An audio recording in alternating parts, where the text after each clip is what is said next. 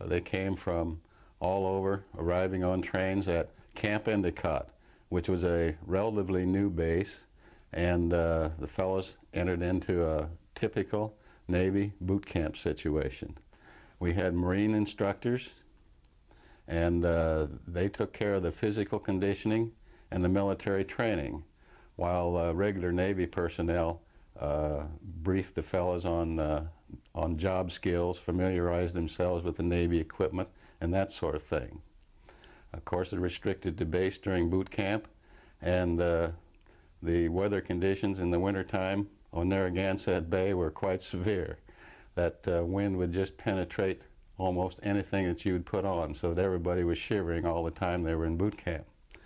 But the physical conditioning and training paid off, and before long everyone was in pretty good shape.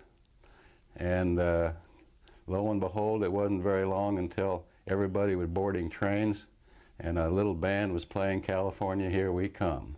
And everybody was glad to get into a warm climate. We arrived out in California at a camp called Camp Parks. And we were the first battalion to be based on that camp. We were there just a short time. They gave us a leave, and the leaves were cut short because of urgent orders to report to Port Hueneme down by Los Angeles. And we went down there.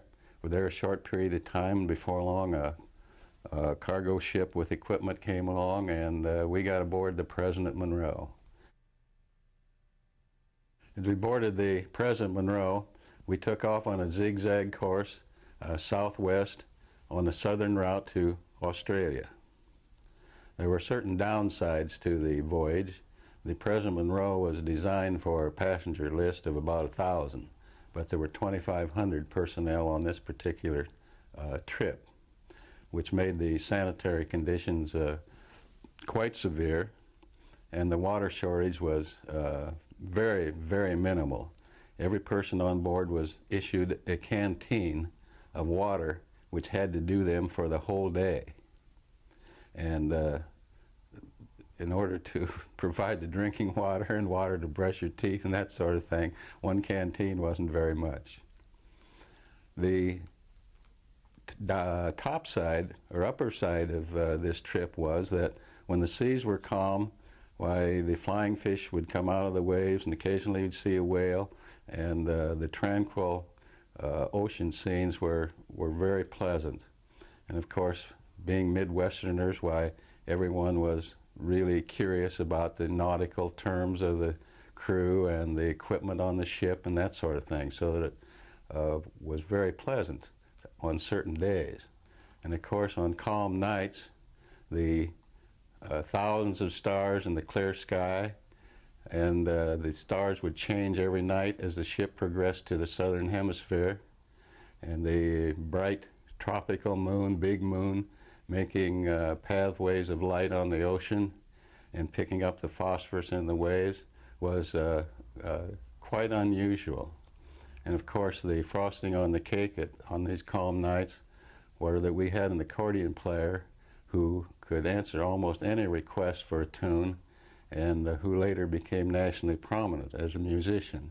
But this music pouring out over the ocean was quite pleasant and long to be remembered.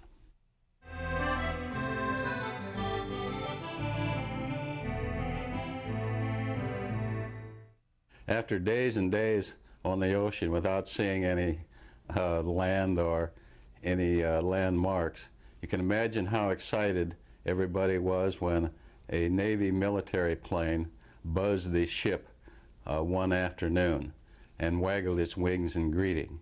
Everyone was so excited when they saw the big white star on the side of the airplane. And then it took off in a different direction, and the ship followed that plane to the harbor at Espiritu Santos in the New Hebrides, where we stayed there for about a week.